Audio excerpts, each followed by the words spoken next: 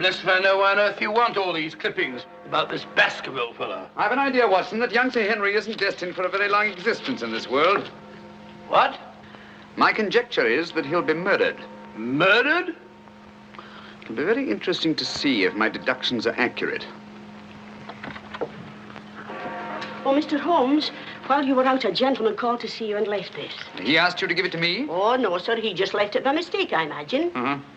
Dr. Mortimer? He didn't leave his name, sir. No, it's here on the stick, Mrs. Hudson. Oh, is it? I didn't notice. Do you know any Dr. Mortimer, Watson? Well, what did he want? He didn't say, sir. What do you make of it, Watson? Why should I make anything of it? The fellow came to see you. Ah, but what kind of a fellow? Let me hear you reconstruct him from his walking stick by our usual method of elementary observation. Well, I should say that Dr. Mortimer is a successful man, well esteemed. Good. Excellent. I should say that he does a great deal of his visiting on foot, because the iron ferrule is worn down. Perfectly sound. Let's have a look at this inscription. From his friends of the CCH. CCH. I should say that's the something or other hunt. Really, Watson, you've excelled yourself. Does anything escape me? Almost everything, my dear fellow. Huh? A present to a doctor, I'd say, is more likely to come from a hospital than a hunt. And when the letters CC are placed before the hospital, the name Charing Cross Hospital rather obviously presents itself. Oh, you may be right. Furthermore, I'd say that Dr. Mortimer had a small practice in the country and was the owner of a dog. How can you tell that? Quite simple. From the teeth marks. Look, you can see for yourself. A rather large dog, I'd say. And unless I'm mistaken, Dr. Mortimer will call on us again in a few moments. Rubbish, Holmes. Rubbish. How the devil can you deduce that? Well, as he left his stick, isn't it reasonable to presume that he'll come back and get it? Dr. Mortimer, sir. Mr. Holmes? Yes. Come in, Dr. Mortimer. I took the liberty of calling upon And you. left your stick. Oh, so I did. Thank you so much. A presentation, I see. Yes, sir, from Charing Cross Hospital. This is my friend, Dr. Watson. Of course. How do you do, sir? Mr. Holmes, you're the one man in all England who can help me. Well, won't you sit down? Thank you. A friend of mine is in grave danger. May I inquire his name? Sir Henry Baskerville, heir to the estate of Baskerville Hall. I'm in mortal fear Sir Henry's life will be snuffed out. Why, what makes you think that?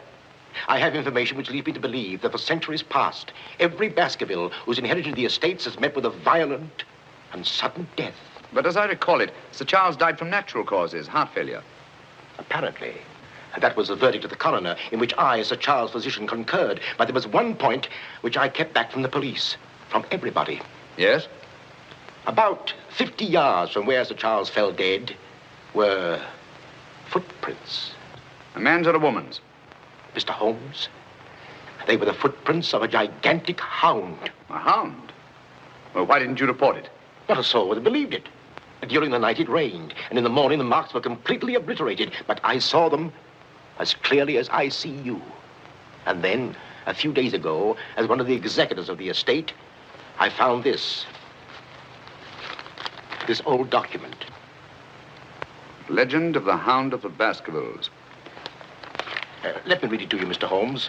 It's quite short. I won't bore you, I promise. Yes, please, go on.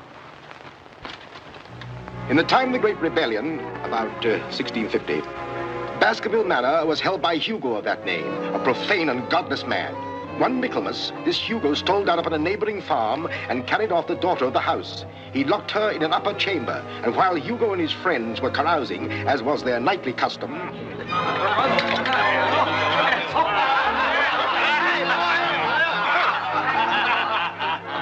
Such a cuddlesome little wench never existed before, I swear. Cheeks soft as velvet, a form so wondrously rounded. Tell us more. What happened then? Where was I? Her form, you were saying. Oh, yes. No need to cry out, I told her. Hugo will not hurt you. With that, I whisked her up on my saddle, covered her with my cloak, and we were off like the wind. You brought her here? To the manor? Where is she? Go fetch her, Hugo. Easier said than done, eh, Hugo? How can he fetch her if she isn't here? Oh, she isn't, eh? Come on, I'll show you. I'll take a look.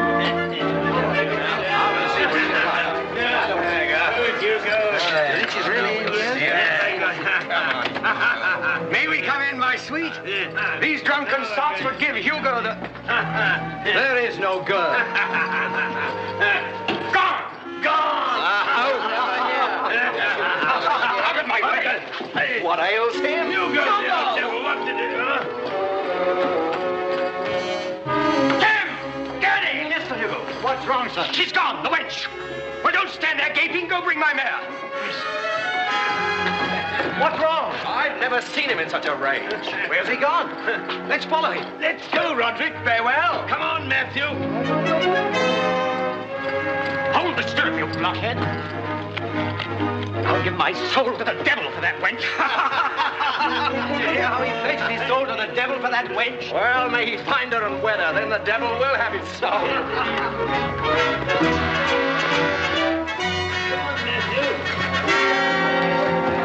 On and on they rode, until suddenly they came upon the body of the girl.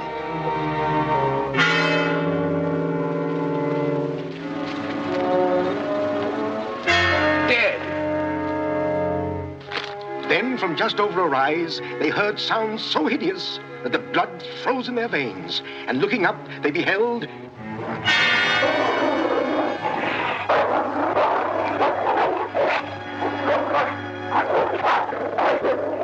Before we could get at him, Sir Hugo was dead. His body literally torn to shreds.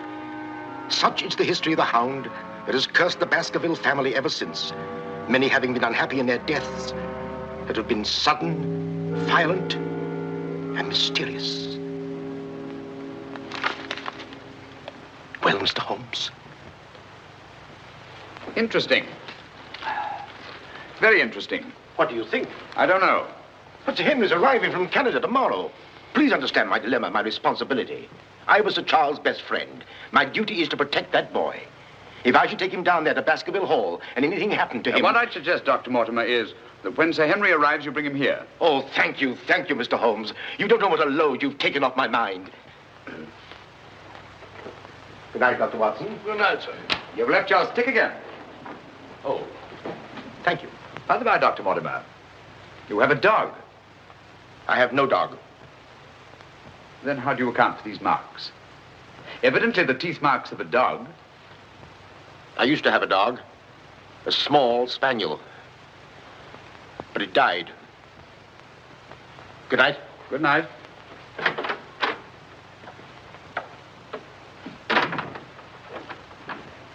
Well, Holmes, what do you make of it? Do you think there's anything in it? Good heavens, you're not going to start scratching on that infernal thing, are you? Dear old Watson.